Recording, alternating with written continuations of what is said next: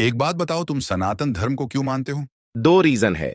एक तो मैं इसमें पैदा हुआ, दूसरा मुझे इसमें शांति मिलता है।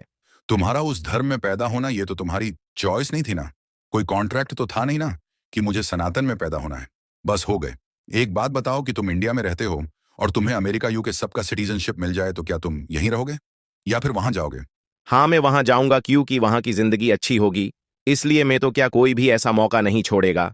बिल्कुल तुमने ठीक कहा। वहां कोई भी जाना चाहेगा, भले ही वो इंडिया में ही पैदा हुआ है फिर भी। तो इस पॉइंट से ये साबित हुआ कि किसी का भी कहीं पैदा होना कोई अहमियत नहीं रखता कि वो किसी रिलीजन में पैदा हुआ या किसी कंट्री में। उसकी अपनी कोई चॉइस या अपना कोई इख्तियार नहीं है। असल चीज ये है कि उसकी जिंदगी क्या बेहतर होगी, वो उसकी खोज में रहेगा। अब वो ये देखेगा कि उससे फायदा कहाँ मिलेगा, इस मुल्क में या कहीं और। हाँ, बिल्कुल यही बात है। तो एक बात बताओ कि हम इस दुनिया में रहते हैं तो दुनियावी फायदा देखते हैं, और अगर ये जिंदगी इस दुनिया की ही हद तक ना हो, इसे आगे भी चलना हो, तो हमें वो फायदा देखना है ना जो इस दुनिया के लिए भी हो और उस दुनिया के लिए भी।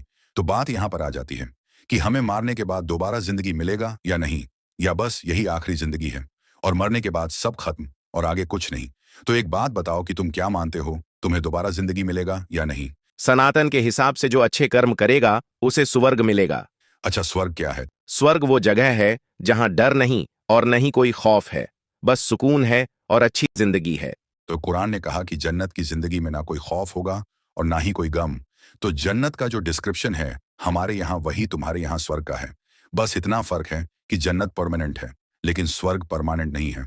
तो मुझे एक बात बताओ कि स्वर्ग में एक इंसान चला गया, तो तुम ये कहते हो कि उससे वहां कोई डर नहीं होगा।